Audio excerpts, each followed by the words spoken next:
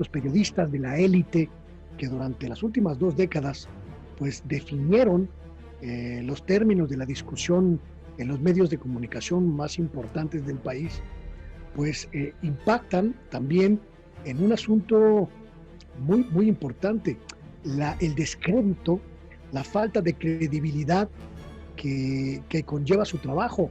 Son figuras que no hacen investigación periodística, que no tienen ética, que no tienen márgenes claros de obtención de información, que están ligados al poder político principalmente o a los poderes oligárquicos económicos, y que de ahí no sale periodismo de calidad, salen mentiras, sale tergiversación, sale infodemia. Yo sí te puedo afirmar, y seguramente Luis Guillermo también, que hoy quien quiera escribir en contra del gobierno pues va a contar con muchísimos más espacios y posibilidades en comparación a lo que fue en todos los 5 sexenios anteriores. Entonces, este asunto de que está en riesgo la libertad de expresión en México y demás, como hay ciertas narrativas conservadoras que tratan de impulsar, pues me parecen completamente disparatadas y fuera de la realidad. Muchos columnistas de la prensa mexicana pues dependían de las filtraciones y de los cafecitos que se echaban con funcionarios de alto nivel, que hoy les han cerrado la puerta. Entonces, toda esa situación pues ha derivado en unos espectáculos verdaderamente bochornosos por parte de algunos periodistas del viejo régimen.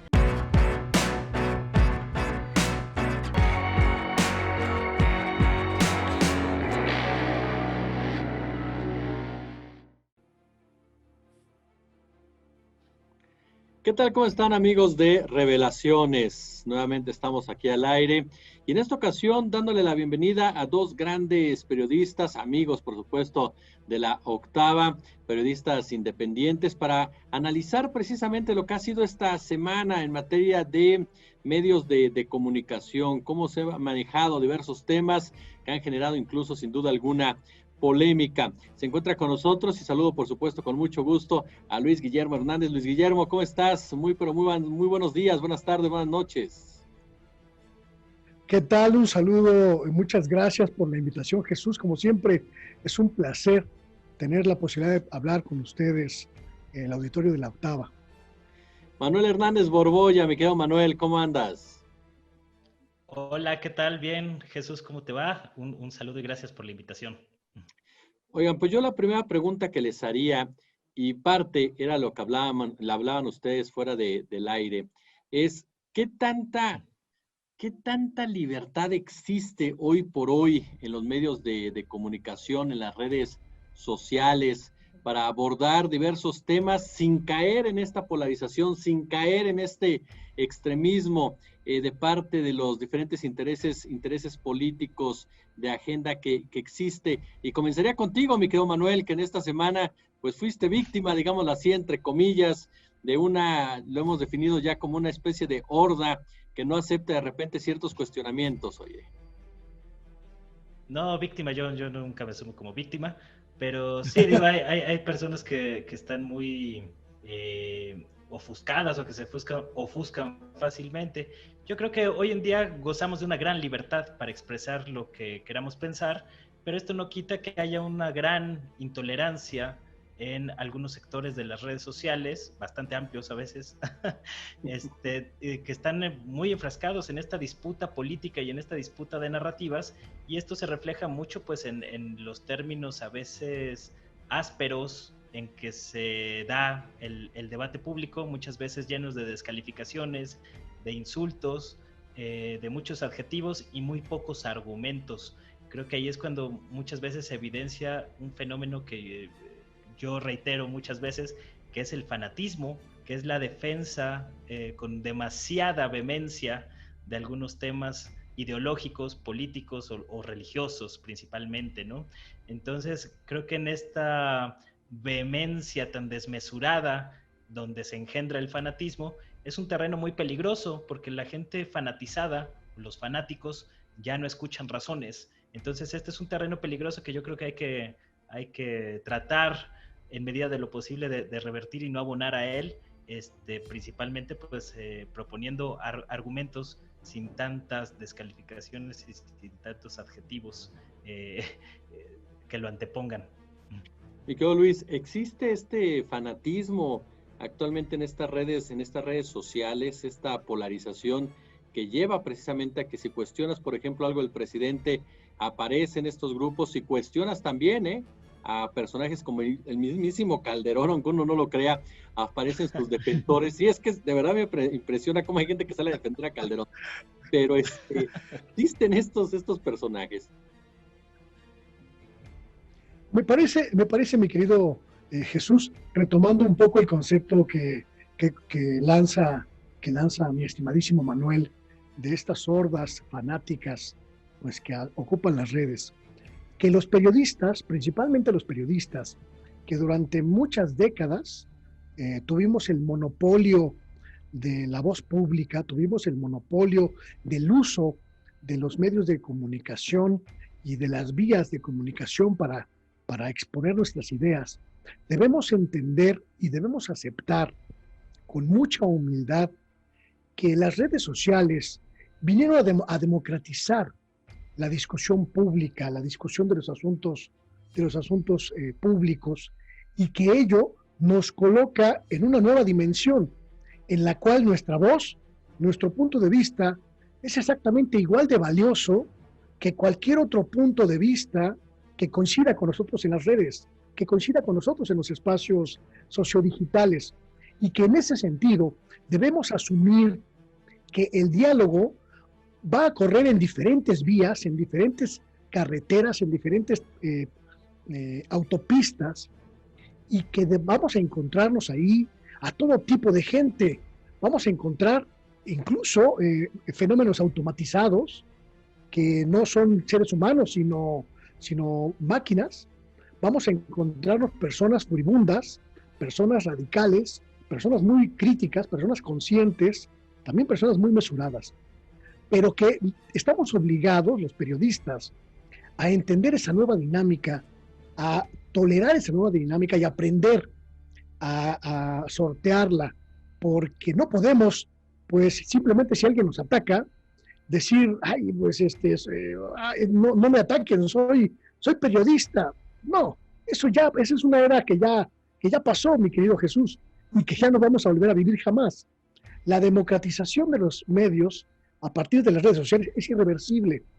Haríamos bien en aprender cómo modular esta participación a veces desmesurada o a veces poco, digamos, sensata, para tratar de conducir el debate hacia donde los que somos especialistas en la interpretación de los acontecimientos creemos que es adecuado llevar la discusión.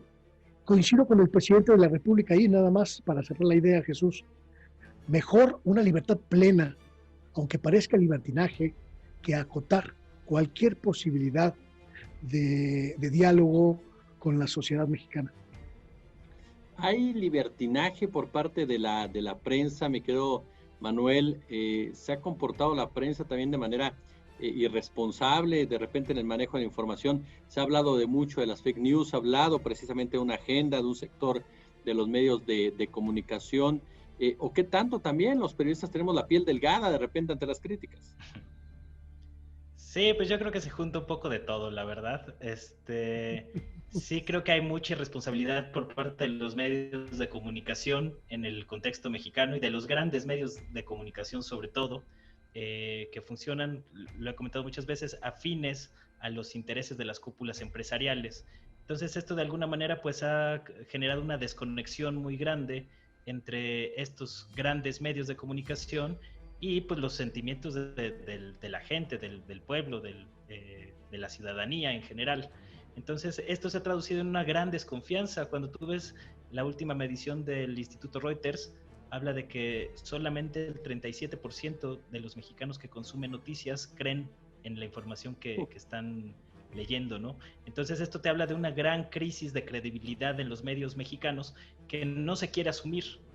se trata de maquillar esa situación en el contexto de una disputa política, porque a final de cuentas los medios de comunicación también son actores políticos, aunque no se quiera reconocer por parte del gremio, también juegan un papel en la lucha por el poder, y evidentemente pues toman posturas, toman partido, toman posiciones que de alguna manera influyen en esta lucha de ideologías o de posiciones políticas. Y lo vimos muy claramente, pues por ejemplo, con el informe que presentó el INE sobre la tendencia que tenían muchos medios de comunicación a despotricar con mayor Morena en frente al bloque opositor PRI-PAN-PRD, que pues iba más acorde a los intereses de estos grandes medios de comunicación de tipo oligárquico.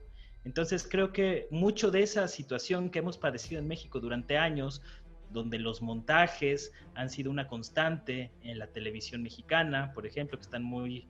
el debate está muy caliente sobre ese tema últimamente, pues ha generado una gran desconfianza que explica también el encono que existe en buena parte de la ciudadanía contra los medios de comunicación tradicionales, la desconfianza que hay contra una buena parte del sector periodístico, y creo que eso va a tomar mucho tiempo poderlo resarcir a medida de que los medios de comunicación vayan cambiando muchas de sus prácticas viciosas del pasado, pero yo los veo muy en la sintonía de mantener el golpeteo político y no tanto por atender a las audiencias. Entonces creo que todavía va a colgar un poquito ese asunto. Oye, Luis, hablando precisamente de este tema, y que ya lo mencionaba Manuel, el tema de los montajes, por ejemplo, ¿qué tanto la credibilidad, y digo, le voy a poner nombres, pero qué tanto la credibilidad precisamente de aquellos que estuvieron durante años al frente de estos espacios, Joaquín López Dóriga, Javier Alatorre, el propio Carlos Loret de Mola, en fin, personajes que de una u otra manera se asumían como los dueños de la verdad? ¿Qué tanto lo han visto ahora de crecer? ¿Qué tanto efectivamente, como dice Manuel, de repente se dan cuenta que no tienen la audiencia que pensaban cuando se topan con las redes sociales? ¿Y qué tanto le hicieron daño a lo que es el verdadero periodismo? Creo que tocas uno de los puntos más importantes en este debate que hemos instaurado en México a partir de 2018, porque sin lugar a dudas, la presencia de este conjunto de figuras a las que hace referencia, los periodistas de la élite, que durante las últimas 2 décadas pues definieron los términos de la discusión en los medios de comunicación más importantes del país, pues impactan también en un asunto muy, muy importante, el descrédito, la falta de credibilidad que conlleva su trabajo. Manuel hacía una mención muy importante al estudio de opinión de la agencia Reuters sobre la credibilidad, sobre la confiabilidad de los medios de comunicación. Está prácticamente por los suelos. Esa caída en su prestigio, en su respetabilidad, en su credibilidad, tiene que ver con el trabajo de estas personas, de estos reporteros, de estos periodistas, de estos lectores de noticias, que durante años no solo le dieron la espalda a la sociedad mexicana, sino que además intentaron manipularla de muchas maneras, porque no había forma de contrarrestar sus puntos de vista, no había forma de cotejar lo que ellos decían, y no había espacios, plataformas para poder hacerlo. Hoy tenemos enfrente de los medios tradicionales ya un contingente muy significativo de voces alternativas y de espacios para exponer el pensamiento alternativo, y entonces se evidencia con mucha claridad, con mucha nitidez, de qué están hechos este conjunto de periodistas del viejo régimen periodístico. Son figuras que no hacen investigación periodística, que no tienen ética, que no tienen márgenes claros de obtención de información, que están ligados al poder político principalmente, o a los poderes oligárquicos económicos, y que de ahí no sale periodismo de calidad, salen mentiras, sale tergiversación, sale infodemia, y la sociedad mexicana ahora puede contrastar estas visiones en espacios como este, por ejemplo, en el que podemos abiertamente hablar de estos colegas antiéticos, y podemos explicarle a la gente por qué lo son, por qué son malos periodistas. Y me parece que esto es la consecuencia directa de esta revolución social que hemos estado viviendo en los últimos años, a partir de las redes, a partir de las plataformas alternativas, pero sobre todo de la revolución de las conciencias en la sociedad mexicana, que ya no se traga el cuento de estos que eran las voces únicas durante mucho tiempo y que hoy pues prácticamente están siendo acalladas por la propia sociedad. Este vínculo que mencionabas, mi querido Manuel, del poder con los medios de comunicación, en este momento tú le ves un fondo, es decir, esta agenda, vuelvo a lo mismo, que muestra, por ejemplo, Latinus, que muestra en la misma Televisa, el propio TV Azteca, aun y cuando Ricardo Salinas Pliego es un hombre cercano al presidente de la República, ¿tú le ves precisamente este fondo de un golpe blando o es simplemente que no están conformes, no están cómodos con alguien que no es parte del grupo que ellos durante mucho tiempo anidaron en sus relaciones políticas?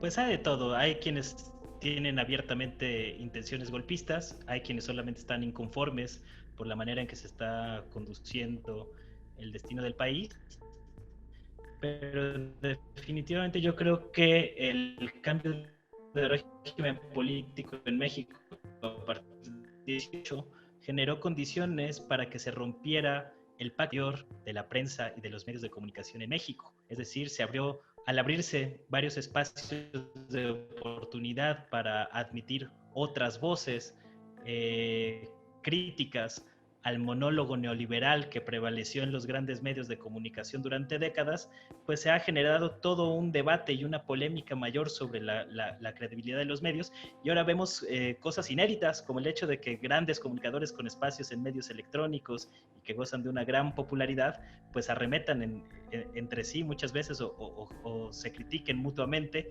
que es algo que no habíamos visto anteriormente cuando prevalecía este pacto de silencio e impunidad entre los medios de comunicación mexicanos.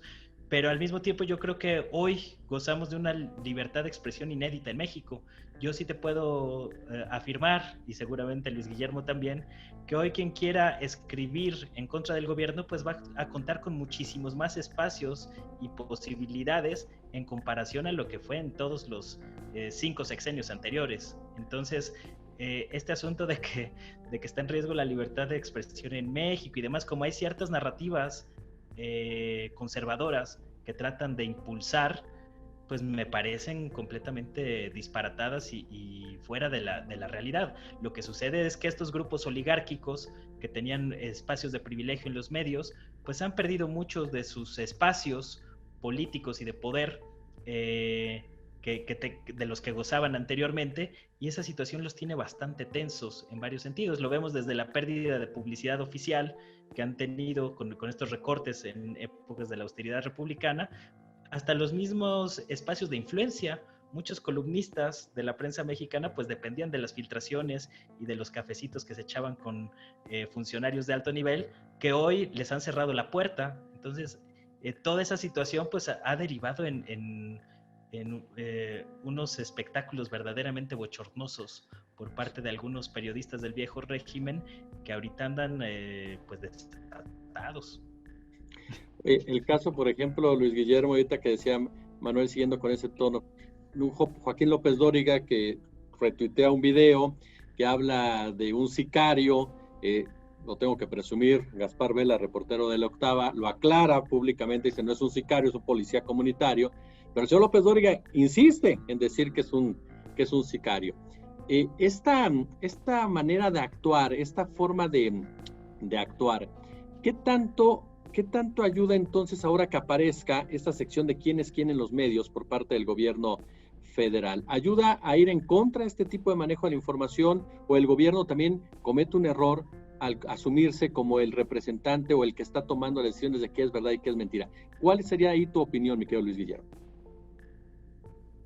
Me parece que esta sección que inaugura hace algunas semanas el gobierno federal en la conferencia mañanera es un instrumento sumamente útil, y ojo con lo que voy a decir en este sentido, sumamente útil para que la sociedad se entere de cómo se fabrican las mentiras en los medios de comunicación. Un instrumento que se ha ido modificando a lo largo de las semanas, que ha ido ajustándose La primera emisión fue pues escandalosa, pero metodológicamente pues muy deficiente. Había una abundancia de adjetivos, una abundancia de consideraciones personales y una carencia de datos objetivos, de datos, de elementos de análisis objetivos. Y esto ha ido cambiando, ha ido transformándose exactamente a la inversa. Y esta semana vimos ya pues una mayor presencia de datos precisos de en qué consiste la mentira, de por qué se considera una mentira y de cómo se puede identificar esta mentira. Y me parece que hacer este ejercicio lo más objetivo posible con datos concretos y lo menos editorial, los menos comentarios individuales o subjetivos que se puedan, va a ayudar a que la sociedad entienda con mucha claridad por qué es importante evidenciar las mentiras en los medios de comunicación. Un primer impacto de este ejercicio, creo que la gente lo puede evaluar, es que ha inhibido, sobre todo en las redes sociales, la proliferación de estas mentiras, de estas tergiversaciones por parte de esta misma gente que está pues temerosa de aparecer en la sección quién es quién en las mentiras. Y eso me parece un gran acierto. Creo también que se corría el riesgo de atacar a los medios de comunicación de manera innecesaria si el presidente de la República hubiera encabezado el ejercicio. Pero al presentarlo a una persona que no es el presidente, pues esto abre un margen de maniobra muy amplio para la supervisión de los espacios editoriales en los medios. Y creo que el ejercicio va a ir perfeccionándose, va a ir afinándose en las próximas semanas y será muy útil. Una cosa nada más es importante rescatar aquí. Me parece que la base que sustenta este ejercicio es la propia Constitución. El gobierno mexicano, el Poder Ejecutivo como representante de la sociedad mexicana, está obligado a cumplir y a hacer cumplir la Constitución. Y la Constitución señala con mucha claridad que la libertad de expresión y la libertad de información son dos garantías que debe custodiar el gobierno mexicano. ¿Era necesario, mi querido Manuel, este ejercicio por parte del gobierno federal con todo este entorno que hemos estado platicando? A mí me parece que no. Yo ahí sí difiero con Luis Guillermo, porque me parece que no hacía falta una sección como tal, pues llevan desmintiendo estos temas pues ya en todo lo que va del sexenio, varias notas, y me parece que era mucho más efectivo antes, sin que existiera la sección como tal, que su implementa, si bien la idea me parece buena, o sea, y necesaria, el hecho de que sí se necesita que se desmienta mucho de la información falsa, mentirosa, tramposa o engañosa que aparece a diario en los medios de comunicación, la implementación me parece desastrosa. Es cierto que han ido tratando de corregir, pero me parece que está muy lejos de lo que se necesita. Yo creo que un tratamiento serio y riguroso de la información genera contundencia. La contundencia genera fuerza política en este caso, que es algo de lo que está careciendo completamente la sección. Es decir, hoy, por ejemplo, este miércoles vimos que para empezar la sección se llama ¿Quién es quién en las mentiras de la semana? Y se tocó un tema de mayo. Entonces, como que no venía mucho al cuento ese asunto en la misma lógica y en las mismas reglas que están planteando en presidencia. Y luego pasan otra información de un columnista, Darío Celis, del Financiero, que pues bueno, pues tendrían que reservarle un lugar cada semana, porque pues, todas las semanas eran mentiras, ¿no? Entonces, sobre un tema además que me parece poco relevante. Entonces yo creo que muy poco aportan estos ejercicios que hemos visto hasta ahora para realmente desmentir la cantidad de información engañosa que aparece en la prensa mexicana. Me parece que se podría hacer mucho mejor las cosas con como lo mencionaba Luis Guillermo, y coincido, con una metodología mucho más rigurosa, que hubiera menos descalificaciones, menos adjetivos, menos señalamientos, y que mostraran de manera más contundente lo que se dice en la prensa y los hechos irrefutables del otro lado, ¿no? O sea, ese tipo de ejercicio pues sería bastante útil y que creo que no nada más en la presidencia se deberían de estar ejerciendo este tipo de métodos o de metodologías, sino que también a muchos medios les hace falta también algunos elementos mínimos de verificación de datos que les permitan contrastar temas básicos y elementales, ¿no? Y lo vimos, por ejemplo, ahora con todo este despliegue mediático y la ofensiva en torno a las protestas en Cuba, que te habla mucho pues, de la manera en que se manipula la información con fines políticos, no solo a nivel mexicano, sino a nivel regional, continental e incluso global, en función de los intereses hegemónicos. ¿Se equivoca el gobierno entonces, mi querido Luis, con este ejercicio? ¿Puede traerle consecuencias en un futuro al gobierno de Andrés Manuel López Obrador más que cuestiones positivas? No, yo no creo, y ahí sí disiento profundamente de lo que comenta mi estimado Manuel. Creo que el ejercicio es muy eficaz, creo que el ejercicio es muy efectivo también, porque da precisamente en el blanco que quería dar, evidenciar la forma en la que se construye desde los medios de comunicación el aparato de mentiras que ha funcionado en México durante décadas y que me parece que por primera vez se se plantea de forma clara y de forma contundente ante la sociedad mexicana. Me parece también que como ejercicio de poder del gobierno mexicano, de la presidencia de la República en particular, es un ejercicio muy, muy efectivo y un instrumento muy poderoso que puede ayudar a empujar estos cambios estructurales que hemos estado peleando muchos de nosotros, muchas de nosotras, en los medios de comunicación mexicanos, Jesús, porque sin lugar a dudas estamos en un momento clave para el ejercicio periodístico y para la industria mediática mexicana y necesitamos empujar de todas las maneras posibles la transformación de los medios de comunicación. Digo yo,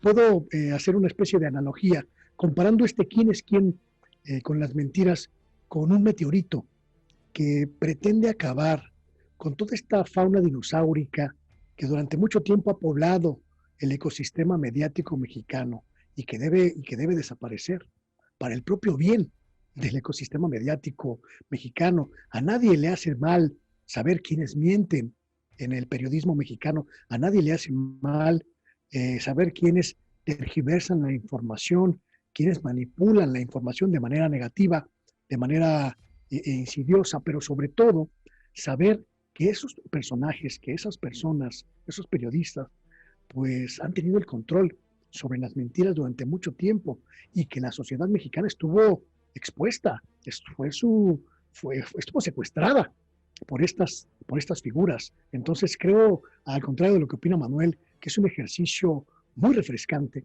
y me parece que con un ajuste metodológico mucho más riguroso, con un apriete de tuercas en torno de los objetivos reales del ejercicio, puede ser un parteaguas en el ecosistema mediático mexicano. ¿Puede caer en tentaciones, mi querido Manuel? ¿El gobierno con este ejercicio puede equivocarse? ¿Puede traerle consecuencias, a final de cuentas, negativas de que meta a todos en la misma canasta en un momento dado? ¿Cuál es el riesgo también de este ejercicio para el gobierno? Bueno, pues ya lo vimos la primera semana, cuando en esta falta de seriedad y rigor, pues les desmintieron algunos de los desmentidos de notas que estaban haciendo en la presidencia de la República, con esta nota me parece que fue la revista Fortune, No, Forbes. Forbes, Forbes. acerca un texto sobre espionaje contra periodistas que era de 2017 y en la conferencia matutina lo presentaron como si fuera actual.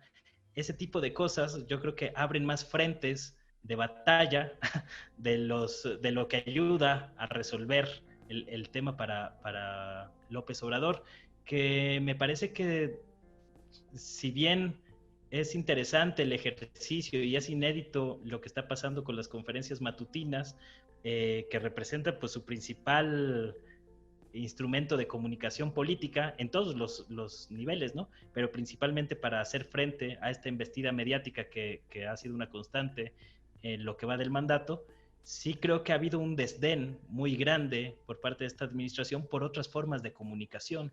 Es decir, vemos a los secretarios de gabinete sumamente acotados, vemos muy poca presencia en algunos medios de comunicación que podrían resultar eficientes para que el proyecto de la Cuarta Transformación pueda posicionar ciertos temas en la agenda pública sin depender tanto de las conferencias matutinas.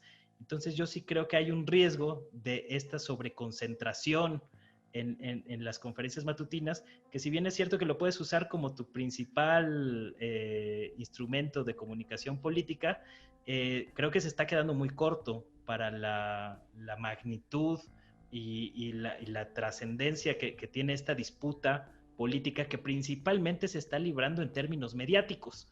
Entonces me parece que si bien ha habido algunos esfuerzos por tratar de echar a andar los medios públicos y demás, creo que se ha quedado muy corto la Cuarta Transformación en este aspecto a la hora de abrir espacios, de incentivar nuevos proyectos de inversión pública y privada para contrarrestar un poco la ideología dominante en los medios hegemónicos mexicanos, y que eso permitiría pues equilibrar un poco más la discusión pública, que sigue siendo muy desbalanceada.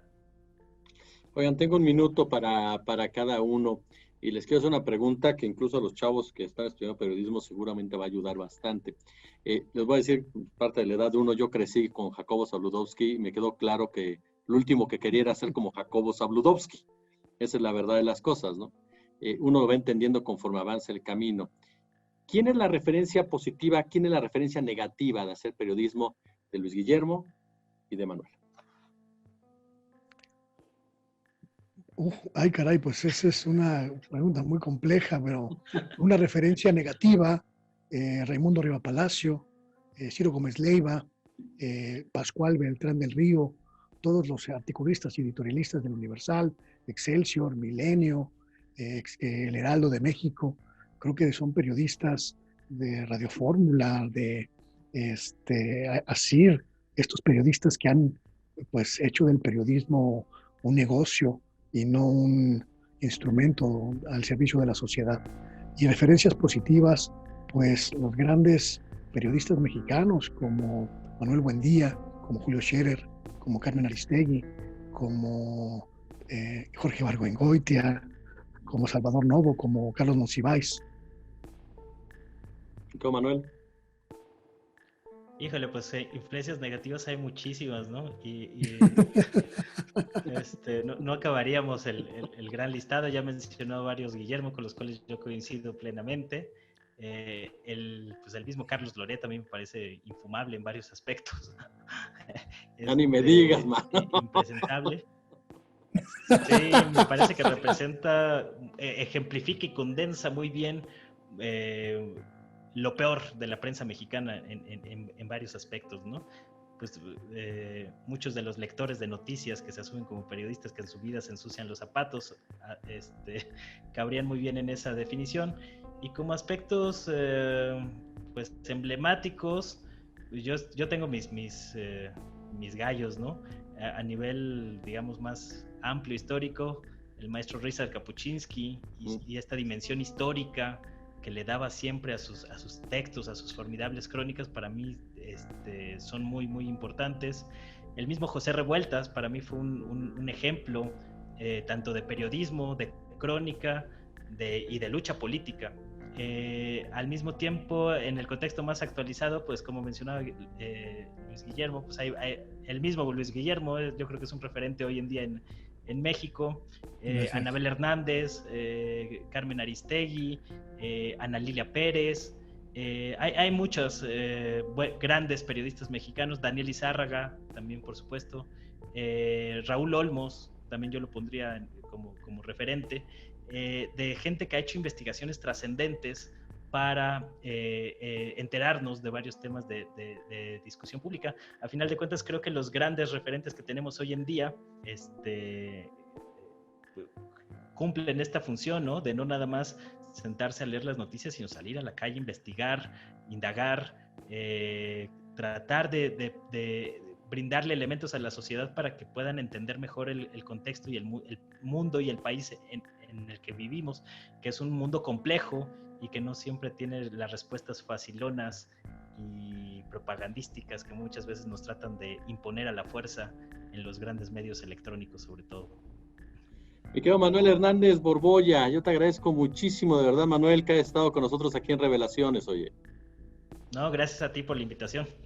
Luis Guillermo, ya lo sabes, siempre un abrazo y de verdad muchas gracias por acompañarnos. Muchas gracias, ha sido un placer como siempre. Gracias Manuel, gracias Jesús.